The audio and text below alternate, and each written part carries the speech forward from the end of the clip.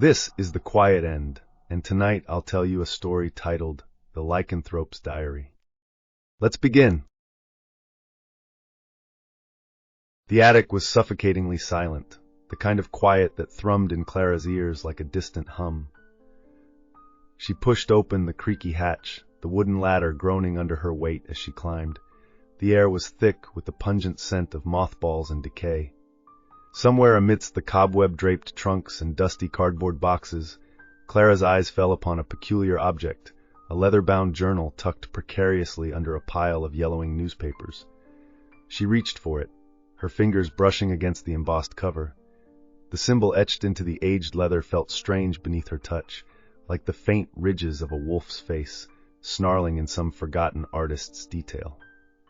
She hesitated, but an uncanny pull made her grip it firmly in her hands. When she flipped open the journal, the brittle pages crackled faintly. The ink was faded, yet still legible, the handwriting a jagged scrawl that seemed to teeter on the edge of sanity itself. The first entry read, November 13th, 1883. The moon has begun to whisper. Its voice is low, but it will grow louder.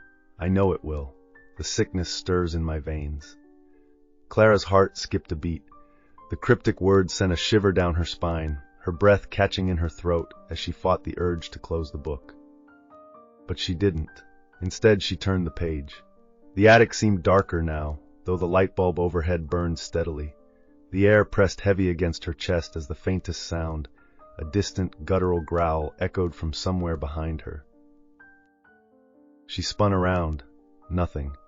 Still clutching the journal, Clara felt the dread settle cold and thick in the pit of her stomach. Her great-grandfather's descent into madness, it seemed, had just begun to scratch at the surface. Clara hesitated for a moment before turning another page. The journal's binding groaned softly, as though protesting her intrusion. The entry she found was longer, its words heavier, soaked with anguish. The date at the top read, December 2nd, 1883. The night was still, colder than I have ever known. The moon hung low, like a pale eye watching me stumble through the frost-bitten woods. I heard it before I saw it. A creature, its breathing ragged, each step deliberate. Then it was on me. Teeth like daggers, claws that tore through fabric and flesh with ease. I don't know how I survived. I only remember the sound of its growl, as if it were laughing at me. Clara's fingers tightened over the brittle edges of the page. She could almost hear the night Elias described, feel the icy bite of that moonlit darkness. Swallowing hard, she read on. Days passed, and I thought the worst was behind me, but strange things began to happen. My hearing sharpened first. I could hear the faintest creak of floorboards 2 rooms away, the rustling of leaves outside. Then came the hunger, fierce and unrelenting. No meal could satisfy it, and the dreams. Oh, the dreams. I woke in sweat, my mind painted with images of hunts, of prey, of red stains soaking the earth. Clara's pulse quickened. The words clawed at her imagination, drawing vivid pictures she didn't want to see. Yet her gaze was locked on the page, unable to look away. It was under the full moon that my body betrayed me. I felt the first crack deep in my spine, a grinding pain that pulled me to the ground. My skin burned as it twisted, my hands splitting, reshaping into something monstrous. The hunger became a scream inside my head. I don't remember what happened after, only fragments. A deer's carcass, torn and unrecognizable. And the taste, oh God, the taste. Clara's breath hitched audibly as an icy chill ran down her spine.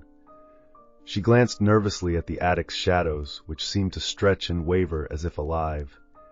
For the first time, she wondered if bringing this journal into the light had been a terrible mistake. Clara brushed her hair from her face, her hands trembling as she turned the page. The leather-bound journal seemed heavier now, as if the weight of its secrets pressed down on her. The next entry was dated December 12th, 1883. I cannot escape what I've become. The hunger no longer whispers, it screams, demanding satisfaction. Last night it drove me into the woods again, my mind clouded, my body overtaken by the beast. That's when I found him. A traveler, lost and weary. I tried to control it, tried to resist, but the hunger was too strong. He didn't even have time to scream before my claws found him. Clara's breath caught in her throat, her stomach twisting as the words painted a gruesome picture in her mind. She wanted to close the journal, but her hands refused to obey. I hate what I did. God forgive me. I hate it with every fiber of my soul. But there was something else. A rush, a dark exhilaration that surged through me. The taste of him was unlike anything I've ever known. It wasn't just hunger. It was joy, a corrupted, primal joy. I am losing myself. Outside the attic window, Clara thought she heard something, a faint, distant howl carried on the cold evening wind. Her heart quickened, her eyes darting nervously to the glass. The woods stretched endlessly beyond, their tangled branches twisting against the night sky. A second howl followed, closer this time. The sound seemed to resonate in her chest, vibrating deep within her bones. She glanced at the journal, its pages trembling slightly in her hands as though alive. Clara realized, with a sinking dread, that the isolation she had felt since opening the journal was growing darker, heavier, as if something unseen had begun to circle her. Clara's eyes darted back to the journal, her heart pounding as if it knew what lay ahead. The air in the attic felt heavier now, suffused with a tension she couldn't explain. Her fingers hesitated on the page before turning to the next entry. The date read, December 21st, 1883. I met him last night. At first, I thought him a phantom conjured by my guilt and my madness. He stepped from the shadows of the forest, his face obscured beneath a hood, his presence colder than the winter air. He said he knew my pain. He claimed he could teach me to control the beast, to harness it. All he asked in return was loyalty. Clara's thumb brushed the page, and she paused, noticing something strange. The ink, it was too dark, too vivid. It gleamed faintly as if it had just been laid down, though the pages themselves were brittle and yellowed. Her pulse raced as she read on. I should have been wary of his offer, but the hunger was consuming me. I could feel my humanity slipping away, my memories fading into the beast's desires. I accepted. He smiled then, though I could not see his face, and the shadows around him seemed to move, to coil and twist like living things. He called himself Malric. Clara felt a chill crawl up her spine. The name seemed to echo in her mind, though she was certain she had never heard it before. Her gaze flicked to the attic window. The shadows outside had deepened, stretching unnaturally as if reaching for the house. Her breath quickened. She shook her head, trying to dismiss the thought, but the sensation remained, a creeping, suffocating presence pressing in from the edges of her vision. When she looked back at the journal, her hand trembled. The ink on the page seemed to ripple, forming letters anew, though she hadn't turned the page. The words appeared to bleed into existence. We are never truly alone. Clara's breath hitched, her hand snapping the journal shut. But the shadows outside didn't retreat. If anything, they seemed closer. Clara stared at the journal, her hands trembling as she forced herself to open it once more. A part of her screamed to stop, to throw it into the deepest corner of the attic and never look at it again. But something colder, something darker inside her, urged her forward. The next entry was written in the same jagged scrawl as the others, but the words were sharper, more deliberate. The date read, January 3rd, 1884. The curse is not mine alone to bear. Malric revealed the truth. It is tied to my blood, woven into the very essence of my being. My children, their children, and all who come after will carry this burden, but the curse lies dormant until it is awakened, and the key to awakening it. Clara's breath quickened as her eyes darted to the next line, her heart pounding louder with every word. Is this journal? To read its pages is to breathe life into the beast within. I write this not as a warning, but as a confession. If you have made it this far, the change has already begun. Clara's chest tightened. A wave of heat rolled over her, and her vision blurred for a moment before snapping back into stark clarity. She could hear the faintest creak of the attic beams, the distant rustle of leaves outside. The scent of old wood and mildew was suddenly overwhelming, almost suffocating. Her stomach growled, a deep, almost painful hunger gnawing at her. She hadn't felt this ravenous in years. The words in the journal echoed in her head. The change has already begun. Clara stepped back, clutching her abdomen, her mind racing. That night, after forcing herself to abandon the attic, she dreamt of the hunt. It was vivid, too vivid. The cold moonlight on her skin, the thrill of the chase, the taste of something warm and coppery on her lips. She woke gasping, her sheets tangled, her nails dragging into the mattress as though clawing at prey. When she looked at her hands, her nails seemed longer, sharper. For a moment, she thought she saw something glint in the dark, but it was gone in a blink. Still, the hunger remained, ever present, gnawing like a whisper of something lurking just beneath her skin. Clara's hands were clammy as she opened the journal again, her fingers trembling against the brittle pages. The ink seemed darker now, almost alive, as if the words were watching her. She flipped to what appeared to be the final entry, dated February 4th, 1884. This will be my last confession. The beast is consuming what's left of me. I can feel it. Every thought, every shred of my soul slipping away into its jaws. I am no longer Elias, not truly. I have locked myself away, hoping to contain the curse, but it is futile.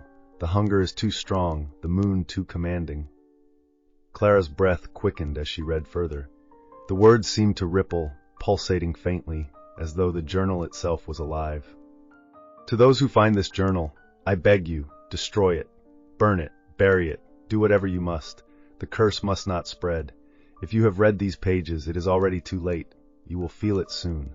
The ache in your bones, the pull of the moon, it will take you, just as it has taken me. The air in Clara's room grew icy, the moonlight streaming through the window sharp and unnatural.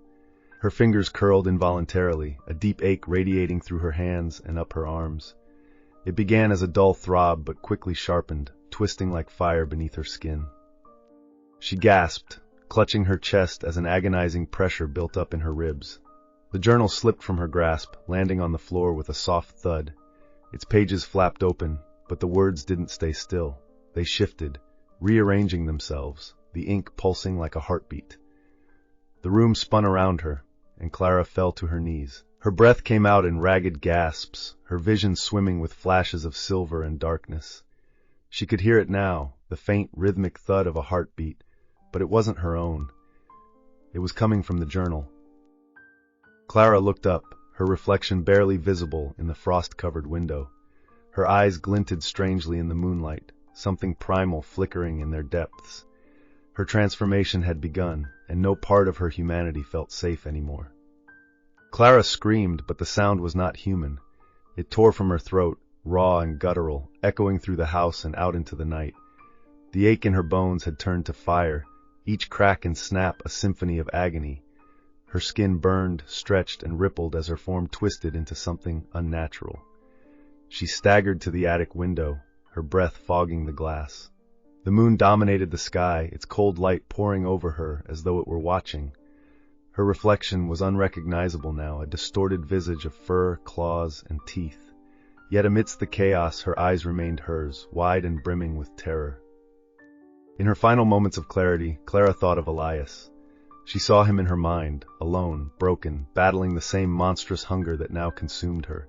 She felt his despair, his isolation, his unbearable guilt.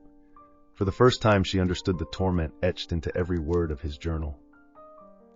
But the primal instincts were stronger. They clawed at her mind, dragging her deeper into the abyss.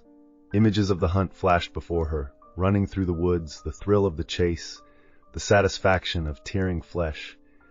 Her humanity splintered, fragments of herself falling away into the darkness. And then she howled. The sound was piercing, reverberating through the woods like a cry of anguish and triumph intertwined. The trees seemed to shudder as the predator announced its arrival, a new link in a chain of horror stretching back generations.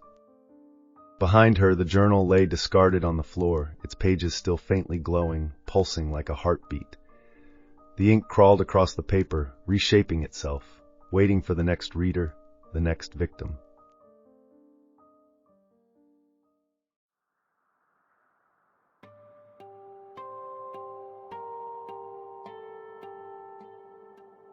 So tell me, dear listener, if you stumbled upon a journal whispering secrets to the moon, would you dare to turn the page? Subscribe for more chilling tales and hit the bell to stay in the dark. See you at the next quiet end.